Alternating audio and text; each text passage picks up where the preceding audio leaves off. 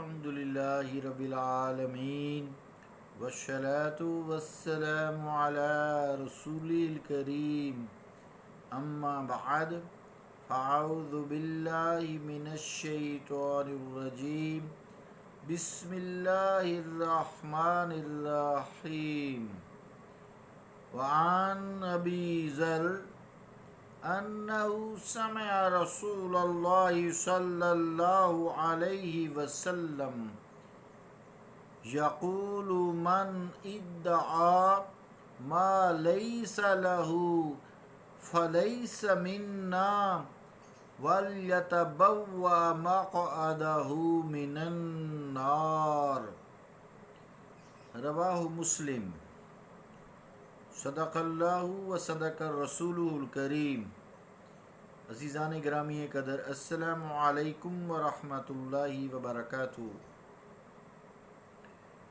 حدیث پاک کا ترجمہ یوں ہے، روایت ہے حضرت ابو ذر سے، انہوں نے رسول اللہ صلی اللہ علیہ وسلم کو فرماتے سنا، جو کوئی اس چیز کا دعویٰ کرے جو اس کی نہیں ہے تو وہ ہم میں سے نہیں، وہ اپنا ٹھکانہ آگ میں ڈھونڈے۔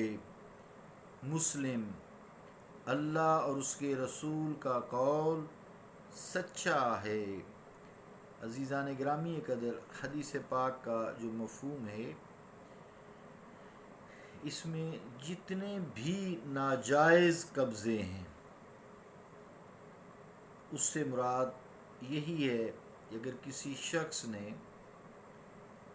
کسی دوسرے مالک کی چیز جو وہ اس کا مالک نہیں ہے قبضہ کیا، اور جب اسے کہا گیا کہ بھئی یہ چیز تمہاری نہیں ہے، اس کو چھوڑ دو، تو اس نے دعویٰ کیا کہ یہ میری ہے۔ اس کی مثالیں زندگی میں آپ اپنے ارد گرد دیکھ سکتے ہیں۔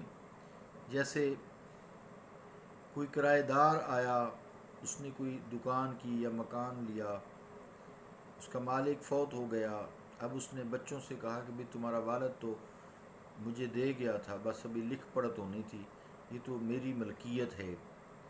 پھر دعویٰ دائر کر دیا کہ یہ میری ملکیت ہے، مجھے تنگ کرتا ہے۔ یعنی جھوٹا مدعی، قبضے والا۔ اسی طرح پلاٹس پڑے ہوئے ہیں، قبضہ گروپ ہمارے ملک میں بہت ہیں، اللہ ہدایت عطا فرمائے۔ تو قبضہ کر لیا، جعلی فائل تیار کروا لی، آگے پیچھے رشوت دے کر، وہ بھی حرام ہے، منع ہے۔ دفتروں میں مل ملا کر، پھر وہ غریب آدمی ہے، اس کو ڈرا دھمکا کے فارغ کر دیا، یا دھکم پیل کے بل بوتے پہ ناجائز رشوت دے کر محکموں سے اسے کچھ قیمت، حالانکہ مالک وہی تھا، قیمت لے لی، پھر قبضہ چھوڑا۔ اس طرح کے اس کی بہت ساری قسمیں ہیں۔ پلاٹس پہ قبضے۔ پھر ایک یہ بھی قبضہ ہوتا ہے کہ فوت ہو گیا، والد فوت ہو گیا، اس نے پیچھے ترکہ میں جائیداد چھوڑی، ایک تو وہ جو رہائشی نہیں ہے اور ایک وہ جو رہائشی ہے۔ اب جو رہائشی نہیں ہے، جیسے زرعی زمینیں ہوتی ہیں، دین تو یہی کہتا ہے جیسے ہی وہ فوت ہوا اس کو بانٹ دو اولاد میں جو اس کے حصے بنتے ہیں، اگر بیوہ ہے تو اس کا، بیٹیوں کا، بیٹوں کا۔ لیکن نہیں، جو قابض ہے وہ قبضہ ہی کیے رکھتا ہے، ان کو حصہ بھی نہیں دیتا، اس میں سے جو پیداوار اگتی ہے، فصل ہے یا باغ ہے، وہ بھی نہیں دیتا۔ اس صورت میں بھی یہ ناجائز قبضہ ہی ہے، اور دعویٰ کرتا ہے جی میں نے اس پہ بڑی محنت کی ہے، سارا کام کیا ہے، یا میں ہی اس کا مالک ہوں۔ ایسی بات نہیں ہے، منع ہے۔ پھر اسی طرح مکان ہے، والد فوت ہو گیا ہے، ایک ہی بھائی رہ رہا ہے، دوسروں کو بانٹتا نہیں ہے، جو ساتھ رہ رہے ہیں ان کو بھی نہیں بانٹ کے دیتا، اپنا قبضہ جمائے ہوئے ہے، تو اس طرح ترکہ جو ہے اس کو بانٹنا چاہیے۔ جیسے فوت ہو گیا ہے اس کے بعد فوری جتنی جلدی ممکن اس کو بانٹنا چاہیے۔ پھر دعویٰ کر دینا کہ یہ مکان پہ تو سارے پیسے میرے لگے ہیں، بس پلاٹ ہی ابا جی کا تھا، یہ میں نے یہ منزل بنائی ہے، میں نے وہ منزل بنائی ہے، سارے پیسے تو میرے لگے ہیں۔ جائیداد کی ملکیت جو ہے نا بلڈنگ نہیں ہوا کرتی، جس پر بلڈنگ ہے نا وہ ہوتی ہے، جس پر بلڈنگ ہے وہ ہوتی ہے۔ زمین، جس کی زمین ہے اس پہ جو چاہے کوئی راہ چلتا بنا دے، مالک تو جس کی زمین ہے وہی رہے گا۔